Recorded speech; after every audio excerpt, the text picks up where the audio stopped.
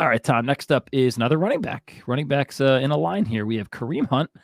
First came back last week. He has ribs and groin injuries. Why don't you tell us about that? What's going on? Yes, so two separate injuries. Neither appear to be too serious, as it sounds like they're expecting him to play, but he did not practice today. Let's talk about the ribs first. Obviously, the ribs take up a large portion of our torso, and whenever you're playing a violent sport like football, they are exposed to getting hit, getting smushed, and whatnot. So it comes down to a pain tolerance thing here a lot of times. It also depends where on the rib the injury is, because big, powerful muscles like the lats, the pecs, the obliques attached to various parts of the ribs. So whenever those muscles are engaged, which with running they all are, with turning they all are, um, that can be painful. Also, just breathing, the inhalation, exhalation, the ribs move a lot when we run. Our respiration rate increases. So, really, a pain tolerance thing there with the rib standpoint. From the groin is one of those muscles that's really involved with keeping us stable on one leg, like when you're running, when you're cutting. The good news is the groin's obviously on the inside of the leg. And when we cut, we predominantly use the outside of the hip muscle. So it's a little bit less involved in athletics than we would typically think. And that's why we really don't see any dip whatsoever in running back fantasy production in their first game after a groin injury. So all things considered, we'll keep an eye on how he progresses throughout the week. But if he plays, I'm not really expecting these injuries to hinder his production too much. Would you, in any desperate world, play him? Obviously, depending on your roster construction, but Oh, funny you ask. please don't in, tell me you have to. in my league that I lost Chubb, I was outbid on Jerome Ford, so I was not able to get Oh, we him. were talking about that. You didn't win that bid. No, so I had to start Kendre Miller last week. All That right. didn't go well. I'm currently negotiating a trade for Kareem Hunt, and I'll have to start him. I have no choice. You're trading for Kareem Hunt. What are you giving the guy? Possibly Jamison Williams.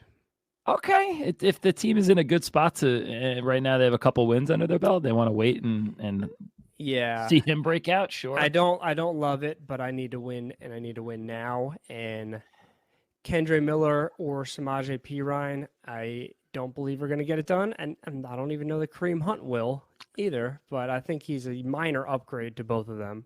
Oh, Lord save you, Tom. I still, without a doubt, I'm sorry you didn't get Ford. I undoubtedly prefer Ford for the rest of the season, Oh, even though for he didn't have much sure. of a good week last week. He was 10 for 18, did have 2 catches and a score, 33 yards, but man, I'm feeling remorseful. Is that the word? I'm feeling I'll sad. I'm take that. feeling, for anybody like Tom that has to start Kareem Hunt this week, I'm not feeling it. And real quick, Tom, those were obviously when he signed with the team last week or whatever it was, he didn't have these. So these were just game Yes. injuries Yes. from, could just Yep. be something he's getting work back in there.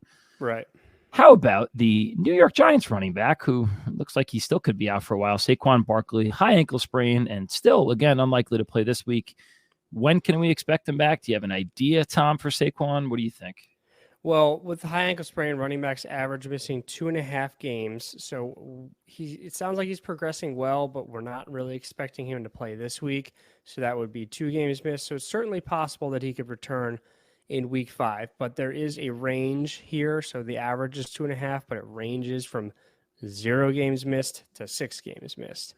So it can sometimes be hard to decipher here, but it does sound like he's doing better. I would expect that if he doesn't play this week, he'll probably push to play next week. Again, same analysis on Eckler. With these high ankle sprains, there's usually a little bit of a separation of the tibia and the fibula, making the ankle a little less stable. Now, with rehab, with taping, etc., they can mitigate that and make those bones a little more congruent as long as it's not too severe of an injury. So we certainly could see a little bit less explosion from Barkley when he does return, and a little bit higher of a re-injury risk. But as far as long-term rest of season goes, I mean, he's Saquon Barkley. Like, you're not getting rid of him off your team because of this injury. You're going to ride it out until he's ready to go, and it may take a week or two before he gets back up to his peak self, but he should get there. I'm going to play a little devil's advocate here. I don't disagree with anything you just said, but if I'm a Barkley owner, what I might do is if I'm in a desperate spot and I need wins, I know you said ride it out, but if he's not going to play for 2 or 3 weeks, why not go look at a team that's in your league that's maybe 3-0, 2-1, that's feeling good? Try to get something maybe. I know it's crazy to think about trading your first round pick in Barkley. Maybe try to get somebody that will help you out right now. I mean, Tom, I might be one of the most pessimistic Giants fans in the world. I mean, we're 1-2 playing the Seahawks, which, by the way, is a pick 'em on Monday night. Really interesting. But if the Giants keep losing, that's another concern. It's a real thing, guys. I know you don't want to hear it, but the Giants are 1-6, 2-7. Why they're going to rush their superstar back, I don't know. I mean, we could talk about contracts for days, but that's my little take on it. And I hope he does come back because he's one of the most special talents we've seen. But with the Giants, guys, I watch them obviously every single week. Don't play anyone. Just don't do it. Just do not play anyone on that team. You can. Well stated. Yeah, that's it. You just don't do it. You don't get cute. I told you last week, don't play Breida. Don't play Brightwell. Just don't play Kareem Hunt, for God's sake, over these guys. But one guy you can play, I guess, is Darren Waller. Tom, so far, 3 weeks of the season, Darren Waller, half-point PPR. Yeah, not good. 5.1 Darren Waller. Then next week, week 2, 10.6. Week 3 last week, 3.5. So 5.1, 10.6, 3.5. Guess what tight end he is? What do you think he ranks on tight end? 17. Yeah, that's good enough for tight end 8 this year. Wow. A tight end, man, it's a joke. My.